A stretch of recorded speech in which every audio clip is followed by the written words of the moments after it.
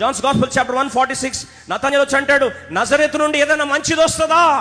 ఈరోజు నీ జీవితంలో ఎవరన్నారా, నీ నుంచి మంచిది రాదు, నువ్వు పుట్టిన ప్రాంతం నుంచి మంచి రాదు, నీ కులం నుంచి మంచి రాదు, నీ వెనుక చరిత్ర మంచి రాదు, నీ నుంచి మంచిది రాదు, మేలు జరగదు, నీ బ్రతుకంతా కీడే, నీ బ్రతుకంతా నాశనమే అని ఎవరన్నా చరిత్రను నీ గురించి కంక్లూజన్ ఇచ్చి నీ గురించి అలా తీర్పు చేశారా?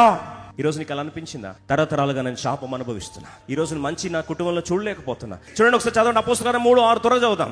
అంతటా పేతురు, వెండి బంగారం మా ఇద్దరు లేదు, కానీ నా కలిగింది నీకు ఇచ్చున్నాను, నజరుడైన యేసు క్రీస్తు నామమున నడుమని చెప్పి. యేసు నామం అంటే అయిపోతుంది కదా, ఏమంటున్నారు?